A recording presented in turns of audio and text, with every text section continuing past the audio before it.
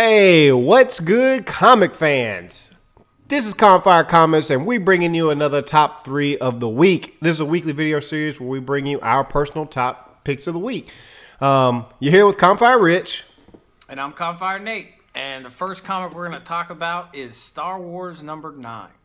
What'd you think about this, Richie?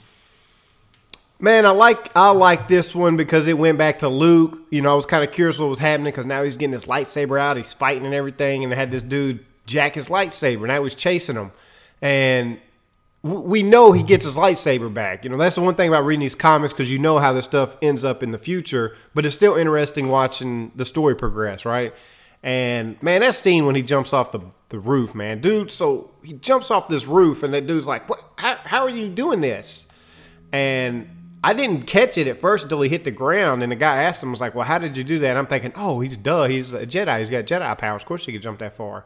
And what I thought he was going to say was, because I'm a Jedi, he says, because I'm a Skywalker.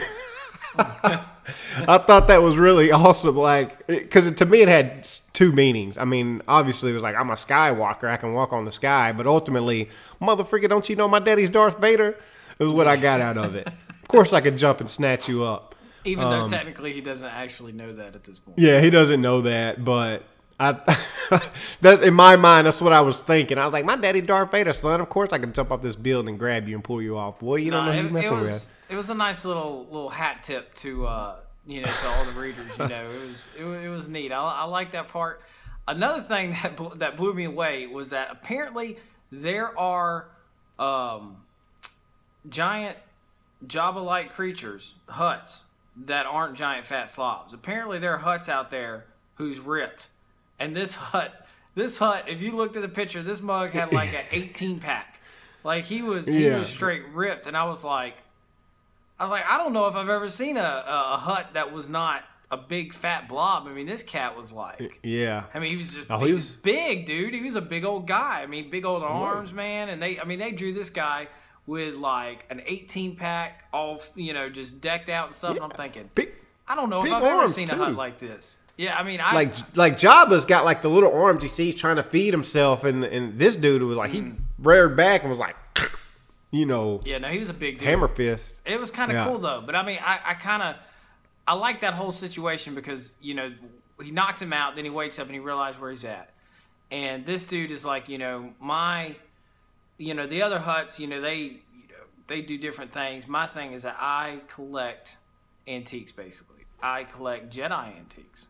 That's and I mean, if there was someone, even if this guy is obviously kind of a shady character, if there's somebody that needs to get hooked up with Luke, it's this guy.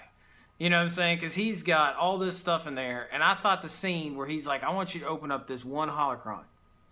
He's like, I'm gonna count down to 5, and he kept counting down.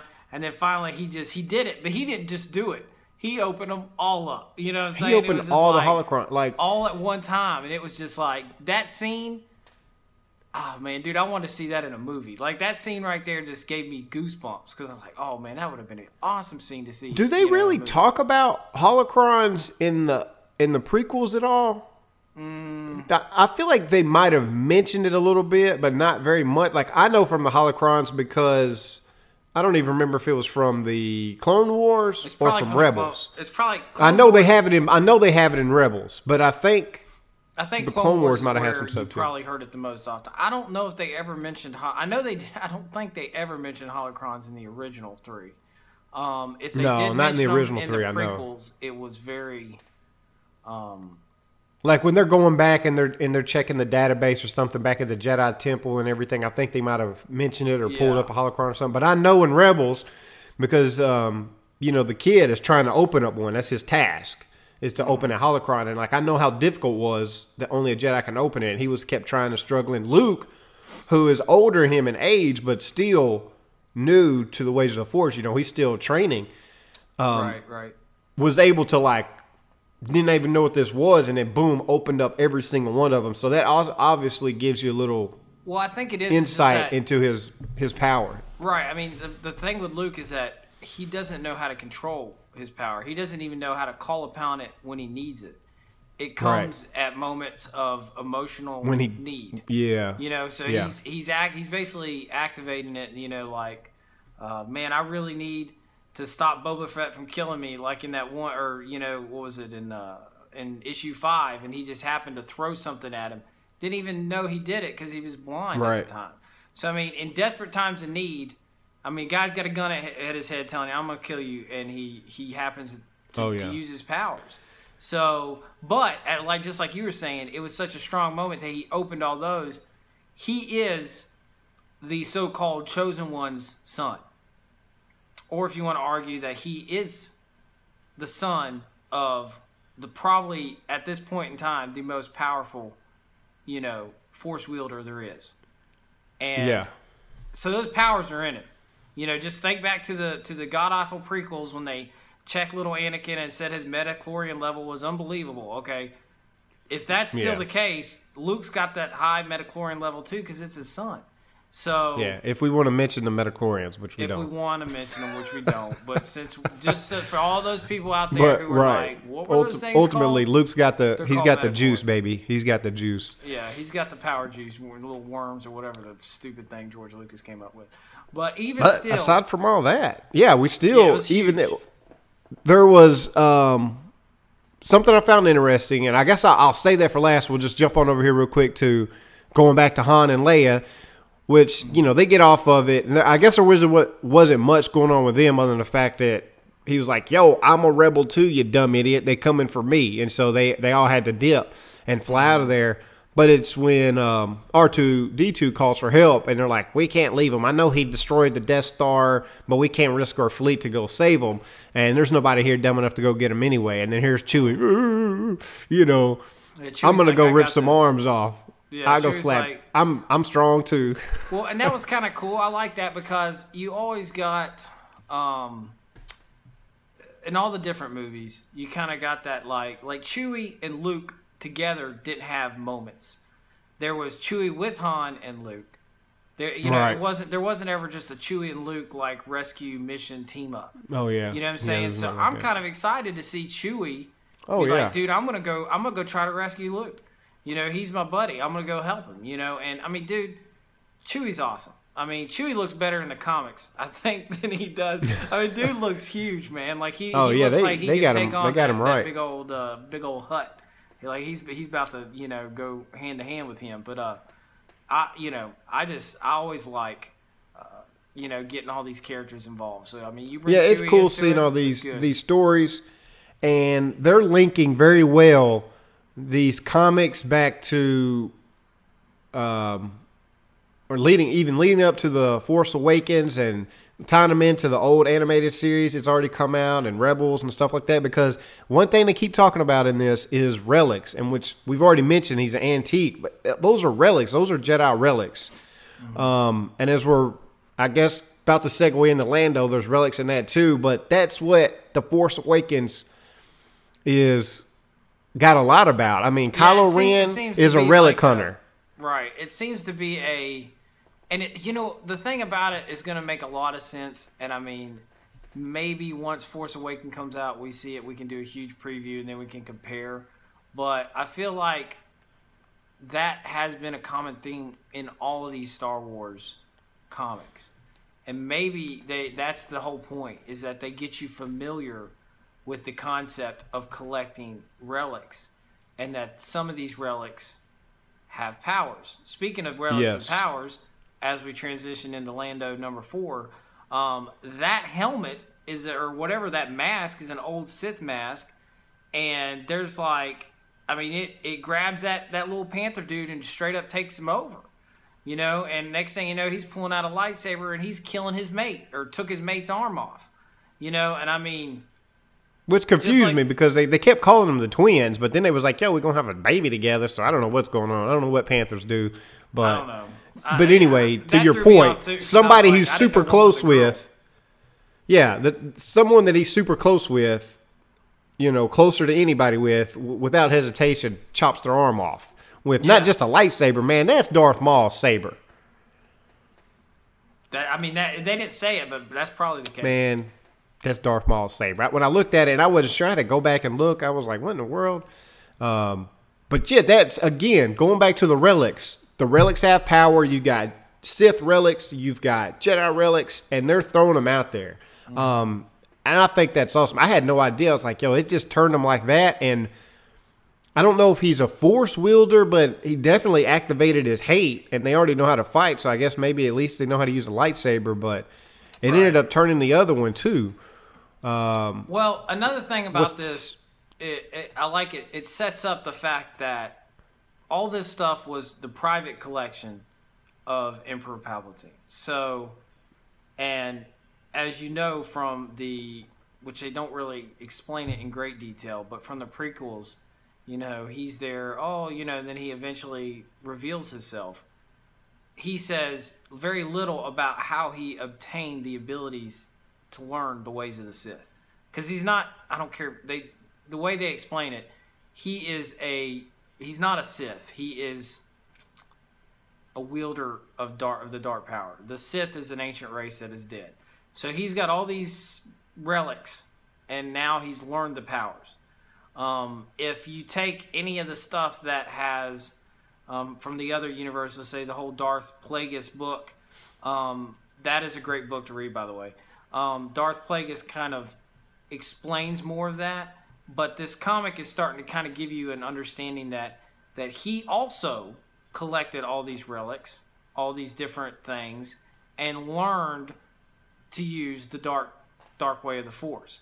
So that's not how he learned. He says in the prequels, not to get off on the Star Wars no. I mean, universe outside of comics, don't get me wrong, but I mean, okay, he said he was things, right. I mean, but collecting these things for them, it's like the dark knowledge is power. Just like, knowledge is power. Right. He's continuing learning more and more. Yeah, I got you. Right. He gets more of this stuff. It helps him to learn new things.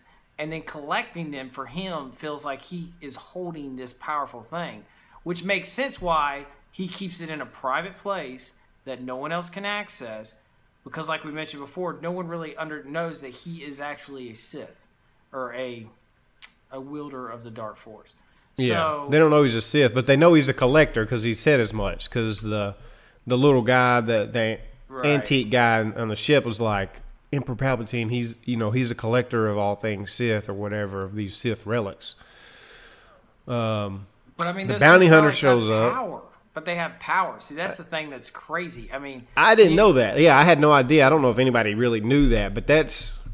I mean, it turned. Man, that's some Harry Potter type stuff. He turned that guy like that. Yeah, for real, like a Horcrux or something that just. Yeah, it was. His body. I mean, it changed that dude like that, and it was intense, and I got excited about that. And the other thing, just like you were talking about, that bounty hunter finally showed up. What's his? Chanta Cha or something like that. Yeah, Chantha. I don't know, man. CHANATH or something like that. So I don't know. So this character shows up, locks down the place, and confronts Lando.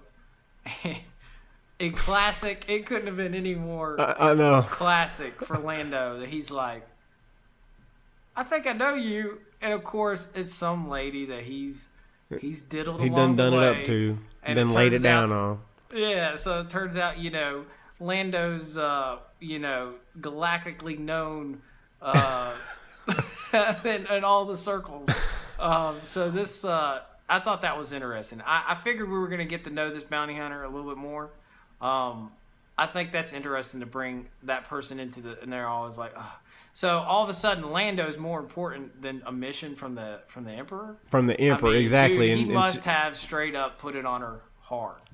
It's funny because I like it. Even showed that it's like, man, he's a gambler through and through. When she says Lando Calrissian, and then he just automatically like puts his gun down and starts talking, and that guy's like, what are you doing? He was just like, hey, this person got a gun in my head and didn't shoot and knows me by name.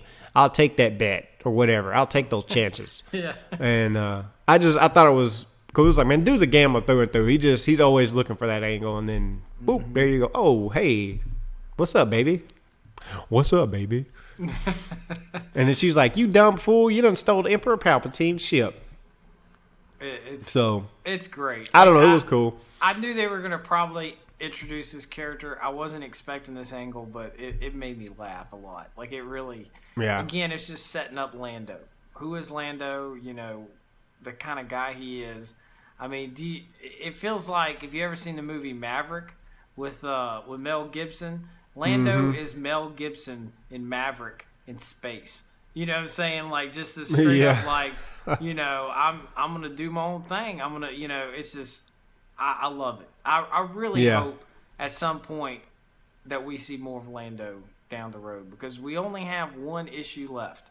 But is there only one? Man, I wonder what they're going to do. I mean, like, because I don't know. It doesn't seem like they're close to wrapping this up, and the twins or the mates or whatever the Panther people are have turned the other one. So now you've got one with Darth Maul's, you know, staff, and the other one with one arm and a lightsaber, and they're both turned in on the out. So I don't know how that's going to... They're going to have to run... I don't know. It's curious. But I want to know what happens to this ship. Because these relics... I'm almost certain these relics are going to play a part in The Force Awakens or in the Shattered Empire comics is coming out, or Rebels is coming out. Like, we will see more of these relics and that head that's turning people into the dark side or whatever more. But... that wraps them up. Yep. For the most part. The last one we're going to talk about is Manifest Destiny number 17. My thoughts, I like this issue a lot because you started seeing the history of some other characters besides, Lewis and Clark. You got to see kind of a little backstory of Collins, who I feel like is starting to become a major character. He's not had a huge part throughout the thing, but he's definitely a lot better of a character than what majority of these people on this ship are. You know, he's right. They're all there because of criminal things, but he's definitely there for a very milder case of insubordination compared to all these other guys. And he's a younger guy. He's been following Clark around like he's a puppy dog, trying to learn everything he can. And he goes into this thing, and I mean, when they sent him up there last time, or was it last issue? I was like, man, this dude's dead. Yeah. Like, that's the first thought. I was like, man, he's dead. But this issue, the way they started it out, I was like, man, they're really putting a lot of time and effort into talking about Collins. I was like, I think Collins might turn out to be a big guy. So yeah. They developed him up pretty well. The timeline going through I thought was neat. How they kept getting his name wrong. It was like Collins, and like in every, it became a shtick there by the end where they kept saying it. He was just like, it's Collins, sir. What'd you say? Nothing.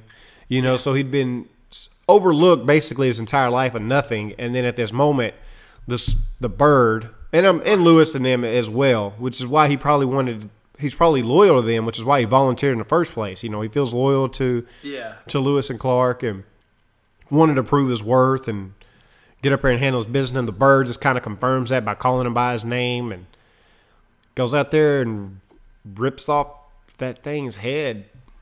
And there's a couple things. Like, I liked how the bird said his name right. Right. It was like, no, oh, wait, you said it right. Like, it was just... That small moment was just kind of like a small little gratification from him. Oh, wow. Mm-hmm. At that moment, I think it might have gave him just an ounce, maybe a little bit more courage, because he jumped on that thing and rode that thing all the way down. And that whole scene right there where they bust out and he's riding this thing down, they're shooting it, and he rips the head off, that was epic. That was a crazy scene. Like, I was like, oh, man, I would love to see this in television. I would love to see them do that. It was creepy. It was so cool. And that thing, dude, what in the world is that thing? Dude, that thing looks like some crazy vampire bat thing that needs people's heads. It needs a head to live. It's like Jeepers Creepers. If you ever saw Jeepers Creepers, where he's like taking the body parts of people and they're making the skin leather and part of his body, and when the eyes run out, he's taking parts. That's what this thing's doing. It's taking this person's head and sticking it on there and using its senses, I guess, to. It has to have it to live. It was crazy. I mean, that was it was the most unique, and it was basically creatures. It was this that's the comic basically. It's talking about Collins why he's on the journey up, a little bit of backstory to him. I did like how they called that bear. They called that bird. He was like, we sent a chubby bear-like bird up there with the boy. I was like, just saying, if they die, we'd be ready to chop this thing down, which they kind of clowned on the bird a little bit. But that's the comic in a nutshell. And then him ripping the head off, and everybody's impressed that he does it. But what's epic was that thing stood up, and that thing's like, it's behind me, isn't it? And then I didn't see this coming. I thought they was going to shoot it down or kill or whatever.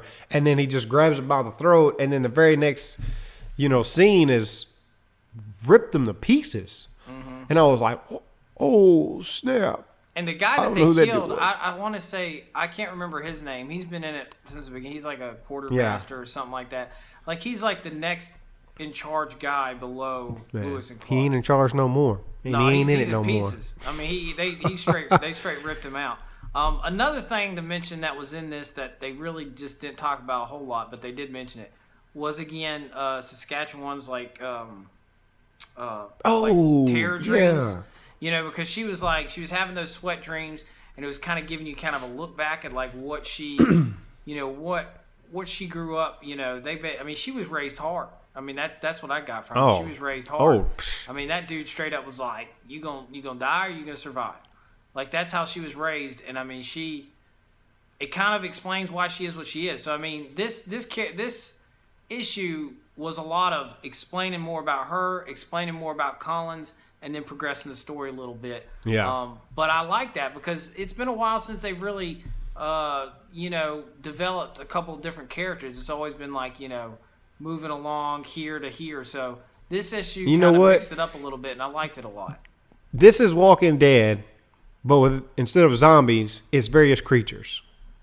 Yeah, I mean, it really is. They're still moving on. They're not staying in one place. They're continuing to move at different purposes, whereas Walking Dead, they're surviving. In this one, there's a point. They're trying to get these specimens. They're trying to explore this land. Ultimately, they got their group of people.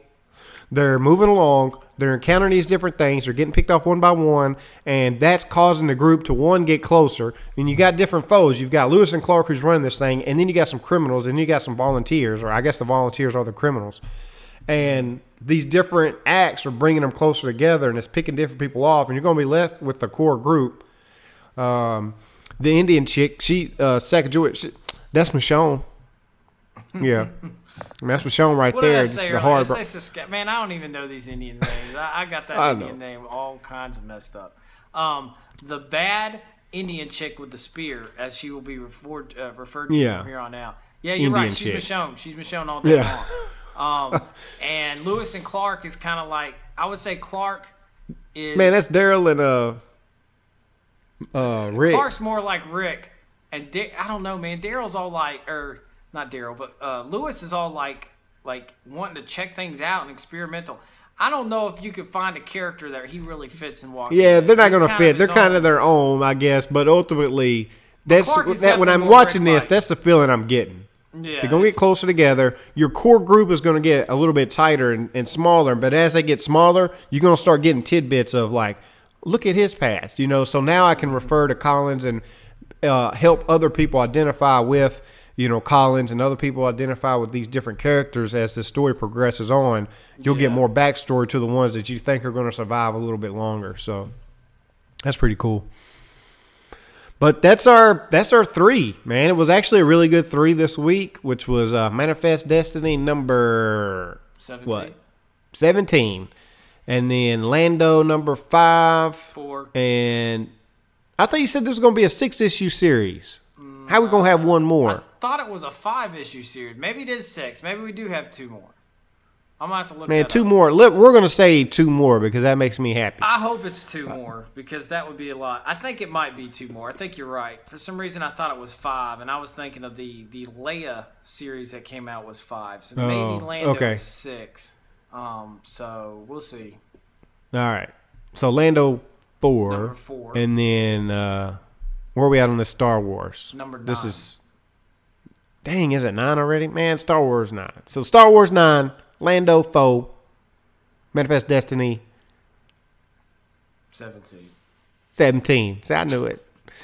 Man, like, comment, subscribe, get in the conversation. Let us know what you think.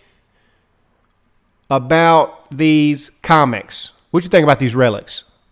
I'm interested to know about the relics. I'm all man Star Wars. Manifest Destiny is great. Do y'all see the comparison between Manifest Destiny and Walking Dead? But until next time, people, we are out.